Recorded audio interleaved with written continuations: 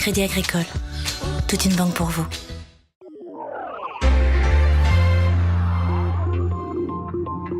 On est très honorés déjà d'être reçus ici pour l'inauguration d'ailleurs, donc on va dire que ça donne déjà une belle atmosphère pour cette remise, d'être dans un tout nouveau bâtiment qui, d'après moi, va aider à faire rayonner l'économie de toute la région. Beaucoup d'émotions, très content d'être là. Beaucoup de satisfaction personnelle pour l'entreprise, pour le lycée aussi, parce que c'est l'entreprise qui nous forme, le lycée qui nous apprend tout ce qui est partie théorique. Et content d'être médaille d'argent aussi, content de notre travail, de ce qu'on a fait. Cette sélection est organisée, donc il y a des éliminatoires sur le plan départemental, régional et national. Donc là, nous sommes fiers d'avoir récompensé ces jeunes ce soir, parce que nous voyons nos efforts qui sont récompensés aussi. Comment tu expliques ce titre que tu as obtenu ce soir ? C'est du travail et c'est la récompense du coup. Beaucoup de travail. Être apprenti, c'est travailler dans une entreprise. Qu'est-ce que tu as apporté ton entreprise aujourd'hui ? Beaucoup de choses, l'organisation, le savoir faire du bon travail, parce qu'il n'y a pas beaucoup d'entreprises, en tout cas en métallerie, qui font les choses correctement.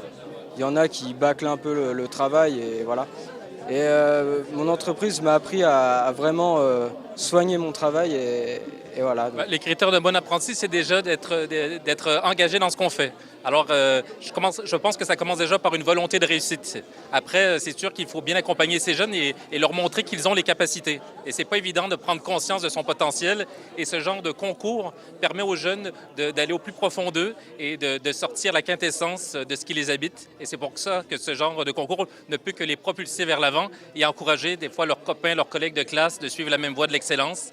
Et si nous, on peut les inspirer de ce côté-là, on a l'impression d'avoir réussi nous aussi. C'est beaucoup de travail en dehors de l'école et du travail. Et du coup, c'est le soir, le week-end, tout le temps. Dès qu'on a 5 minutes, il faut y aller. C'est sûr, sur un CV, ça va faire bien. C'est un jour, on ne sait jamais. C'est fantastique de voir des jeunes surtout très engagés et qui ont cette volonté de faire bien et de sortir aussi un peu de l'ombre. On est toujours dans des métiers où on travaille pour soi et ça permet aussi comme ça de se découvrir des passions et avancer avec au-dessus des maîtres aussi qui les aident et qui les dirigent. Donc tout est merveilleux pour ça. Je pense on parlait de l'envie, mais la motivation et l'assiduité, c'est quand même quelque chose qui est important. Ouais.